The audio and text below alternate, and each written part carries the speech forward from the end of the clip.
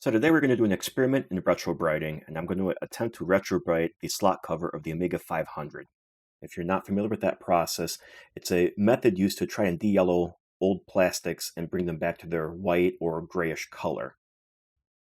So this is basically just a Tupperware tin with some UV LEDs wrapped around, and then I covered in foil to try to maximize the reflectivity, I guess you would say. After about an hour, not much of a result, as you can see here. So it goes back in, and then after another hour, again, not much more. So I'll leave it in for a couple more hours. Unfortunately, this happened. And what this is this is what's left of the spool that held the LED strips. So I ended up unwinding it and cutting off what I didn't need. And then I also put the whole thing into this aluminum tin just in case. I didn't want anything to burn down.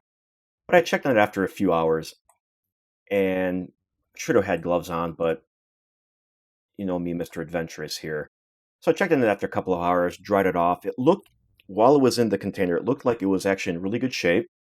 And it's definitely brighter, but I can still see a little bit of like a yellowness to it.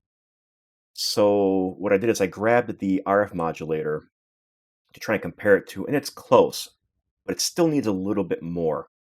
So in this case, I'm just going to leave it overnight and check on it in the morning. So I checked it in the morning, and it's almost perfect. I don't think I'm going to get anything better out of it than that. And in fact, comparing it to the RF modulator, it's pretty much spot on.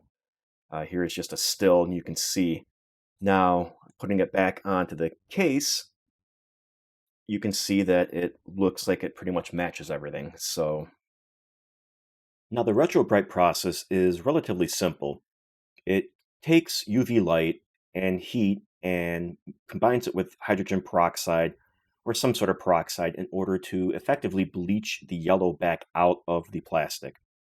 Over time, plastics can turn yellow, as many of you may have seen with your classic consoles, classic computers, things like that.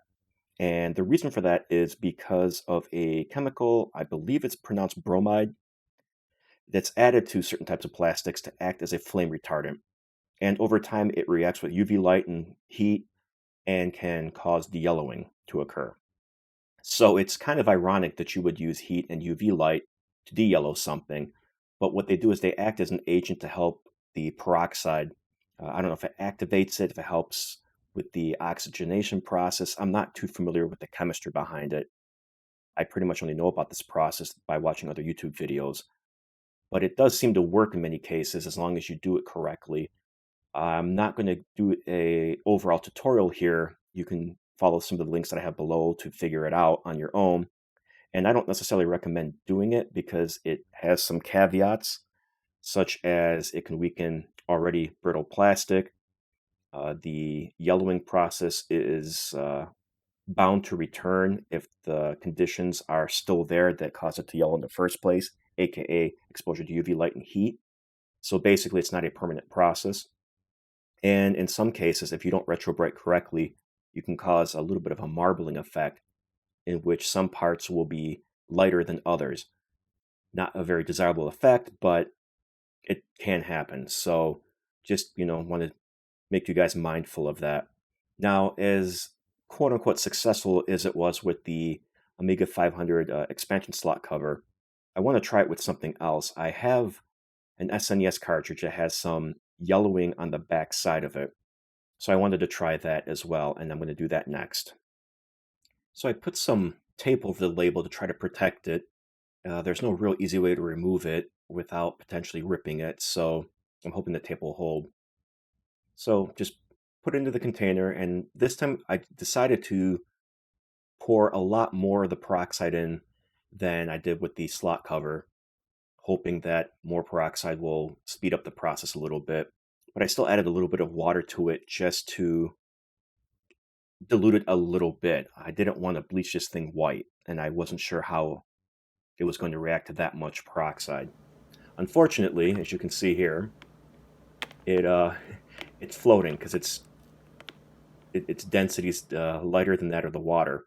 So I went and grabbed some plumber's putty I had laying around and just slapped some on there, and I just pushed down on it until it stayed underwater. Sorry for the bad camera angle. It was kind of tough holding the camera while I was doing that. I should have grabbed the tripod, but this is kind of just like an ad hoc thing that I'm doing. It's not like a super planned out video, obviously. But I let it sit there and bake, so to speak, under the UV light, and let it do its thing. Let it sit for about an hour, and I came back to it. And again, sorry for the shaky cam, but I went ahead and checked on it just to make sure that nothing happened. And so I took it out, and the tape, unfortunately, was starting to come off the label, as you'll see here. So not very effective. So I just took the tape off and said the heck with it. I'll just risk it. If I have to try to reprint the label, or if if I can maybe order a new label, then so be it.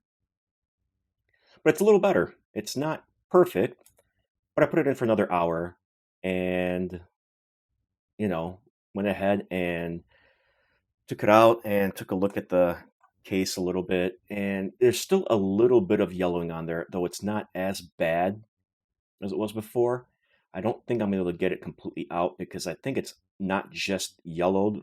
I think it might be just a little stained, but it's not bad. However, again, this is the warning about using gloves. This stuff will severely dry your skin out and could even eat away at it a little bit. So please make sure you wear gloves if you're going to do retro-briting, especially with as high a concentration as I used, which was about 40%.